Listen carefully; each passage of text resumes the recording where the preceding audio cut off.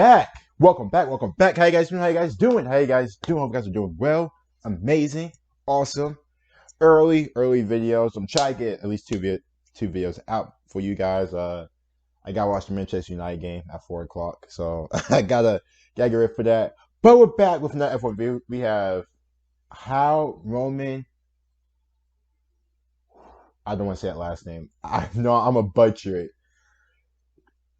How Romain Grosjean, it's probably French, survived this big crash. So you guys have been recommending this.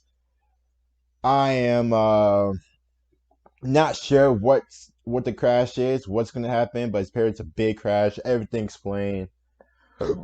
Before the video starts, like the video and sub as well. Looking forward to it. I do know there's a race this weekend.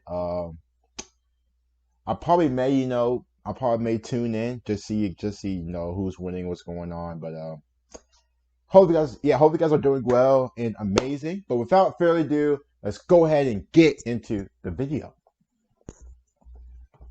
That's a miracle. I have not seen a car like that. This is 2020. In my So this time happened last year. commentating on Formula One, I've never seen a GP Formula One Grand car Prix. do that. But the flames are already erupting all So, around you. Initially, if I take through from that point, it's 28 seconds, but for me it looks more like 1 minute 30, and you will see through the explanation. So Already wheel to wheel with Valtteri Bottas, and there is Alex Albon on the inside of Bottas as well, and Perez coming up on the inside of Verstappen, who is now in second place. Hamilton, Verstappen, Perez, then Albon and Ricciardo. Bottas has lost 4 places already as they file their way through, and Lance Stroll going off the track already, and that is that damage for Lando Norris. That's so. Is he dead? No, he survived. So that's stupid. Oh, what the fuck? Damage and a big fire there as they exited out of turn 3, and that looks very nasty indeed, and unsurprisingly that is a red flag. Oh my gosh.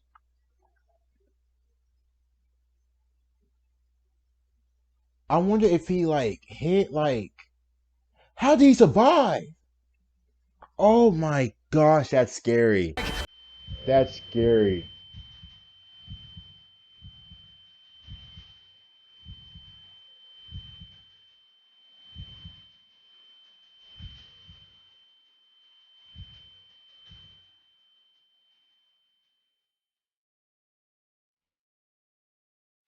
Oh my gosh, that's It was in the crazy. year 2020 on the 29th of November when Romain Grosjean's horrific car crash accident took place. Romain Grosjean. His car crashed at 137 miles per hour with an impact force of 53 Gs. Damn. His car hit so badly into the metal barriers that it split into 2 and scattered into pieces through the metal barrier.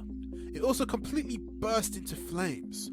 The Halo cockpit protection device had been decisive in keeping him alive, but unfortunately he was immediately surrounded by a huge fireball and was completely trapped in the car on flames. But then a miracle happened, something that nobody expected, not even Grosjean himself, which was his mind-blowing escape. He magically escaped out of the car with only his hands and ankle burnt. How? He was in a state of shock at that moment because he thought that it was the last day of his life. Holy shit. Bro, that is Another video of crazy. F1 Sports.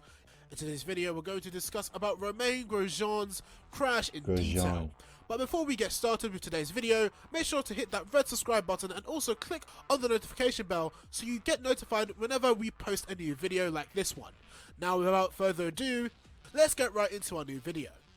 Grosjean explained his escape in his recent interview in detail and also talked about everything that happened to him during his adventurous escape. He was driving pretty smoothly as always, but suddenly, his car somehow went out of his control and went off the track and hit hard into the metal barriers with a huge blast. As you can see, it was a nearly impossible yet a quick escape. He explained that how everything happened in a flick of an eye. I would have lost my shit if I was in that car. I'm gonna be honest with you guys. I would have lost my shit if I was in that car. If that shit happened to me, I'm panicking. I'm panicking. I wouldn't even know what to do. I'm talking about I'm scared shitless. Imagine that just happening to you. I've never seen that. Not even in NASCAR, I don't think. But oh my gosh, the car split in half and caught on fire. Dude surrounded by flames and still survived. Oh my gosh. Shouts out, man. Woo! That's scary. That when he opened his eyes, he firstly tried to remove his seatbelt. He also mentioned that at the time, he was completely surrounded by flames and all he could see was just orange light around him that looked exactly like the sunset. He tried to get up and jump out of the car, but something in the car hit his head. So he sat down again and waited for someone to come and save him. During that time, Nicky Lauda's thoughts were coming to his mind and he said to himself that this can't be my last race and I can't end up Facts. like this. Facts. At this moment, he tried to get up again but failed. He completely lost all his hopes and sat down, waited to see which part of his body burns first, and thought that he was going to die and it was the last day of his life. There were a lot of negative thoughts revolving around his head, but then suddenly the thought of his kids came to his mind. He wanted to see them and wanted himself to be alive for them. At this moment, he got his hope back and tried to escape out of the car as quickly as he could. He twisted his head, turned his body, and tried very hard to get out of the car, but his foot was stuck inside the car with the pedal. So he sat down again on his seat and took his foot out calmly, and then he twisted himself again to come out of the car, and then he jumped on the barrier. It was really hard for him to escape because he was badly stuck inside the car, and it was a huge task to get out of the car as it was completely on fire. But his escape turned out to be successful. Look, my man is looking like he's coming from like hell. You know what I mean? My man's looking like he's climbing out straight. Like it seemed like he was actually in the fire, like climbing over that metal barrier. Oh fuck, dude. Oh my god. This How event was did a he testament survive? to the decades of safety work undertaken by F1 and the governing body, the FIA, including the introduction of the Halo cockpit protection device. Based on what we know so far, there are the key factors that prevented a tragedy unfolding in the Bahrain Grand Prix. How the barrier gave way. The ferocity of the crash was rooted in the speed Grosjean was travelling and the lack of time to decelerate before the sudden impact with the barrier after he collided with the Alpha Tower of Daniel Kvyat. Grosjean hit the barrier at an angle rather than head-on high-force crashes are not uncommon, but it's rare to see them occur with exposed barriers rather than with the added protection of Tech Pro or tyres. While questions have been raised about why the barrier failed in the way it did, it's possible that the sheer force of the crash combined with the angle of the hit meant that kind of barrier could never stand up to the impact. The FIA's tools will have recorded the force of the accident, and it will be of great priority for the FIA to ascertain why the barrier was penetrated and if anything can be improved within the structure and that design. Yeah, that'll be the main thing. I'm sorry that I do keep pausing, but that's the main thing I'm looking at. After an incident like that, my job as a F1, I guess, technician or repair, whatever, grounds crew, the chairman, whatever, is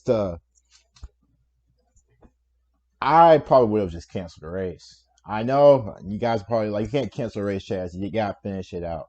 Somebody almost died. You know what I mean? Somebody almost died. I would just postpone it for like the following day. My man almost died. A fellow driver, a pal, friend, whatever, teammate, almost died right in front of your eyes. How they managed to keep racing and not think about him in the back of his head, especially continuously passing that turn. Future. That part of the circuit is certainly an unusual place for a car to go off, but a large part of the FIA safety work has always involved preparing for the unexpected. Why the car split and caught on fire? Once the front end of the car had pierced the barrier, it became trapped. From that moment, to dissipate the energy involved, it was structurally unable to retain the rear of the car. With the monocoque containing the driver held in place, the energy led to the rear of the chassis coming away from the driver's survival cell. This part is designed and specified to firstly protect the driver in extreme impacts. The chassis being trapped in the barrier meant that the energy of the heaviest part of the car, featuring the engine and gearbox, led to the structure around the fuel tank that is usually part of the survival cell failing. While the fuel cell is made of Kevlar and rubber and ballistically tested, the impact of Grosjean's accident appears to have been extreme enough to have damaged it or torn out some of the connections leading to the fire.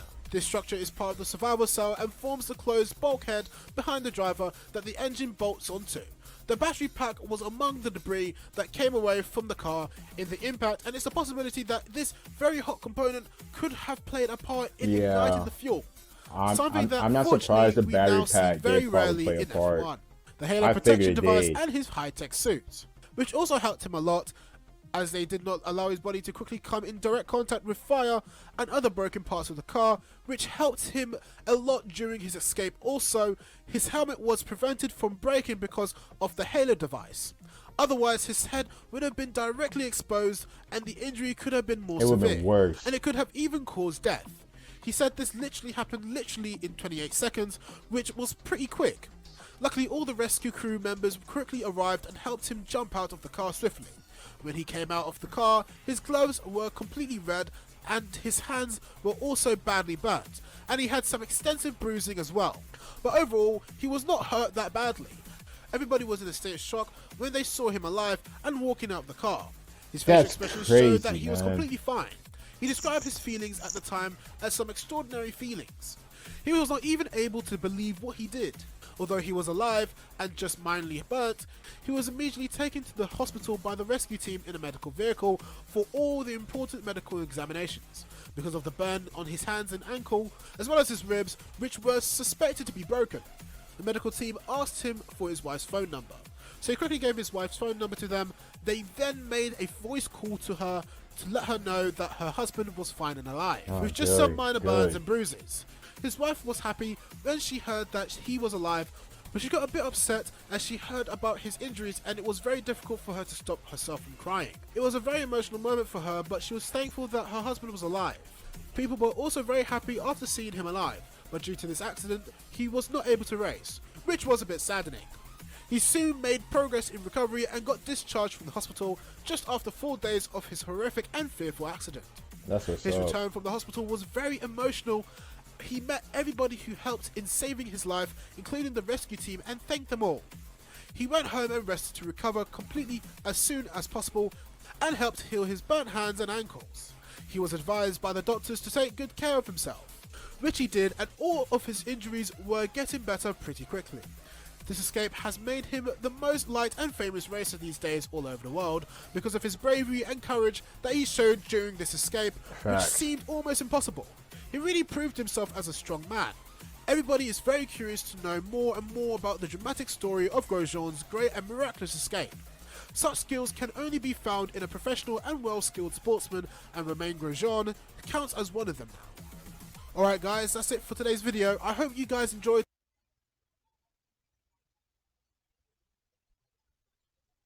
Okay, okay.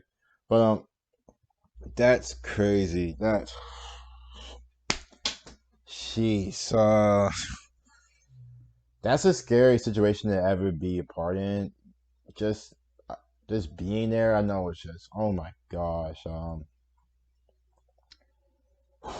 that's crazy. That's very, very scary. Very, very scary incident. But it's a good thing to see that, he's doing fine and all that. I'm not sure. I'm guessing he is racing now. I'm assuming he is still racing. F1 is crazy. Anyway, you guys don't forget to like and sub. Comment down below, guys, thoughts and reactions. I'll see you guys later.